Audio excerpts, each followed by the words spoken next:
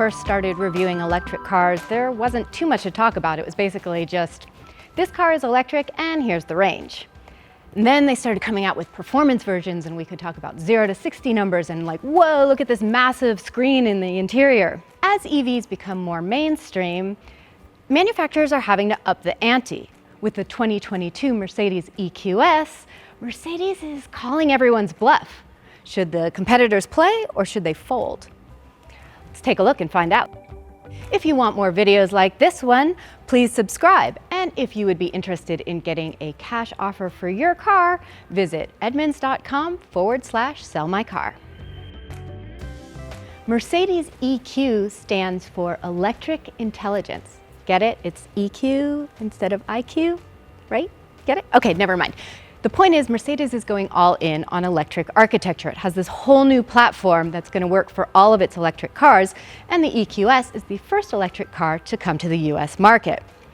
Now, that platform is modular, so they can make cars bigger, smaller, wider, narrower, and all on the same platform. Looking at the EQS, you can see it's about S-Class size. It's a large luxury sedan to compete with the Porsche Taycan, the Audi e-tron GT, and of course, Tesla's Model S.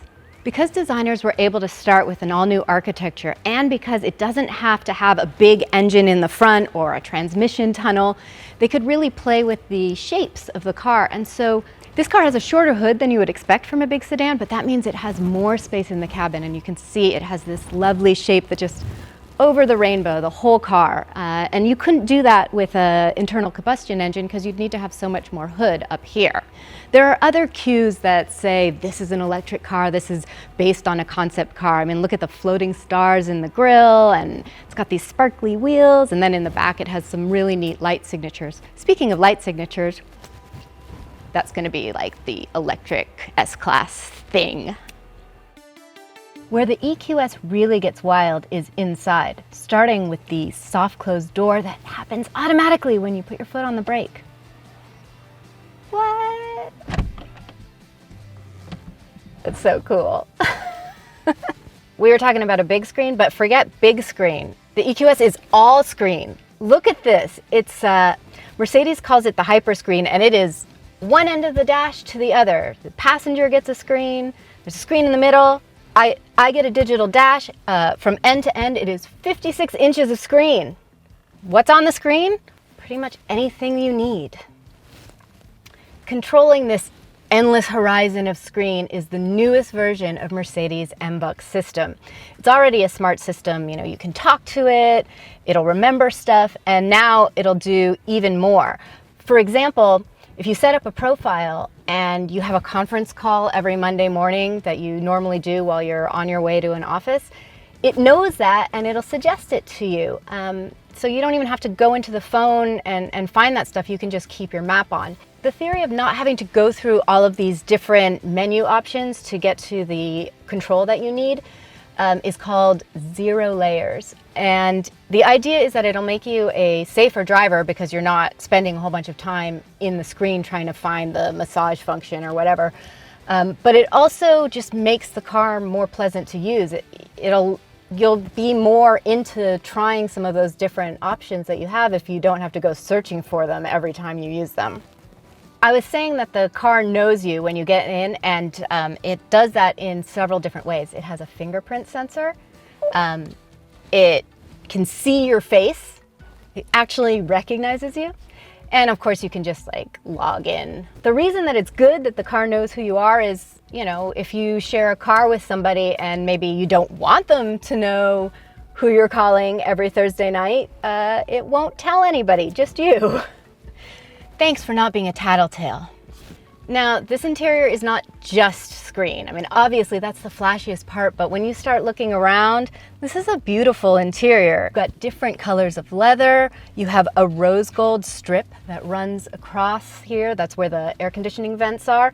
And it's not just like millennial rose gold. It's actually a reference to copper, like the early electrical wiring. The interior of this car is a real mix of sort of digital and sci-fi, like the screen and like these very slim vents up here, but then also earthy physical elements like wood here and these big vents that are like jet engine turbines.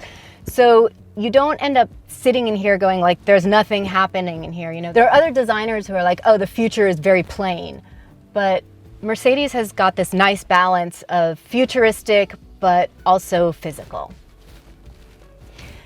I love reviewing Mercedes cars because, well, you know, they have like great massaging features, and then they've got like spa features. I mean, oh, look, I can do hot, relaxing shoulder massage.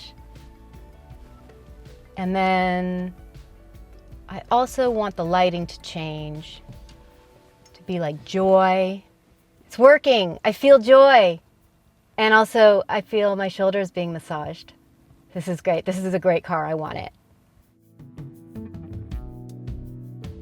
Let's talk engine, or rather motor. There are two options for drivetrain in this car. You can get the single motor, which makes 329 horses, or you can get a dual motor all-wheel drive that makes 516. EPA estimated range is not available yet for this car, but Mercedes thinks it should offer about 478 miles on a single charge, which is pretty darn good because I think the best that's happening right now from Tesla is lower 400. So we'll see, because it could be a little bit less when we actually get the scientific numbers.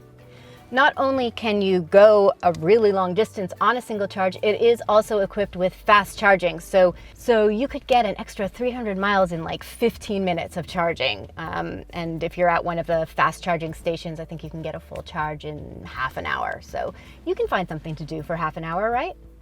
Now, it is a fast charge, but it is not quite as fast as 0 to 60 times. Some of the competitors are offering sub 4-second 0 to 60s, and the best that the EQS can do, even in the dual motor car, is 4.1. But it is so nice and comfortable in here. Are you really gonna mind the wait? I can't wait to actually drive this car because it's certainly fun to sit in and to play with all of the options and to look at all of the nice materials. It gives us a lot more to talk about than just performance numbers. There's a reason why Mercedes refers to this car as a limousine. Look at how much back seat space there is. Might almost be better than the front seat. I mean, you don't have the full hyperscreen, but you've got your own little screen in front of you that you can control massage settings on. I mean, there's other controls too, but what do you need besides a massage setting when you're in the back seat of an S-Class or the EQS? Also, this car has the executive rear seat package, so there's another screen here and wireless charging. I feel VIP right now. I'm putting the massage on. Another benefit of fastback design is a hatch that opens as tall as you need it to and plenty of rear cargo space. Seats fold down too.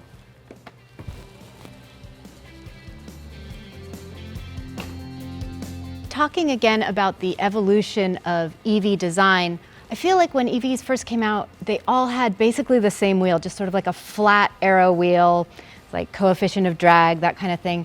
And Mercedes offers two different wheels for this car. This one, which doesn't look like an EV wheel, although it still obviously is very efficient. And then they do have a more traditional solid arrow wheel. There's also 21 and 22-inch wheels available. Do you see this? This little guy is kind of a mystery. I'm like, what is that? That's not the charging port, that's on the other side. And so I was like trying to guess. I had no idea. But if you notice, the hood has this nice single-piece clamshell. It doesn't really look like, you're like, where do you open the hood? And then it's like, why would you open the hood? I mean, you don't need to. There's no engine in there. You're not checking anything. But what if you need to add windshield wiper fluid? Right there. So clever. Do you like this color? It's like the deep blue at the very end of the day when the light is just about gone. In fact, it's called Twilight Blue.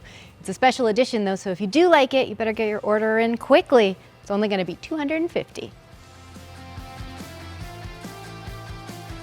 It gives us a lot more to talk about in the luxury EV segment.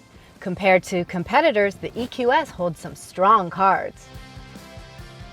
Did you like this video? Do you want more like it? subscribe to our channel, hit like, follow us on Instagram, Facebook, and Twitter.